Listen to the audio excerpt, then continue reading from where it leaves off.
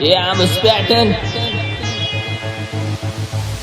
पोरा आमची घेऊन पितळ हातात पिवा झेंडा, दीड दिवसाची शाळा शिकून मुंबईसाठी लढला. लहुजींनी तलवार उचून इंग्रजांचा घाम घाम पाडला. वालवायच्या पोटी एक वाघ घडला. पोरा आमची घेऊन पितळ हातात पिवा झेंडा, दीड दिवसाची शाळा शिकून मुंबईसाठी लढला. लहुजींनी तलवार उचून इंग्रजांचा घाम घाम पाडला. वालवायच्या पोटी एक वाघ घडला. वाटे गावात फकीर लिहून त्याने इतिहास घडवला. एक युक्तीने लढला, एक शक्तीने भिडला. लहुजीच्या बापानं तर वाघाला बी फाडला. लढला लढला लहुजी आमचा लढला नाही, एक इंग्रज सोडला. मातंग जातीचा गर्व आहे आम्हाला. रश्यामध्ये अण्णा भाऊचा पुतळा बसवला. त्याच्या ज्ञानाने अख्खा समाज सुधारला. ज्याने मुंबई मिळवली. वळका ते अण्णा भाऊला, वळका ते अण्णा भाऊला, हे वळका ते अण्णा भाऊला.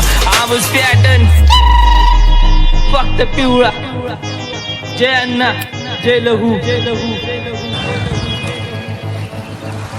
मातंग जातीचा वाघ म्हणजे अण्णा भाऊ साठे. त्यांची शब्दांची तलवार अन्यायाला कापते. झुपडी जलम पण स्वप्न होते मोठे. असे कष्ट काढले आमचे अण्णा भाऊ साठे. अण्णा भाऊ साठे इंग्रजांसमोर तो नाही झुकला. हे अन्यायाच्या विरोधात आवाज उचलला. जिथं अंधार झाला तिथं मशाल बनून पेटला. तवा हा इतिहास घडला. हे आमचा इतिहास लपवण्याचा प्रयत्न केला, पण आम्हाला नाही पडला फरक. म्हणून कोण आमचा नाद नाही करत. हे आंबूस पॅटर्न माईक वरती आलाय, चल बाजूला सरक. हे अण्णा भाऊच्या विचाराने पिढी घडत. हे अण्णा भाऊच्या विचाराने पिढी घडत. आंबूस पॅटर्न 404 ट्रीटमेंट. हम है मातंग, हमारे नाथ को मतलब मचा देंगे आतंक. चल बनफड़.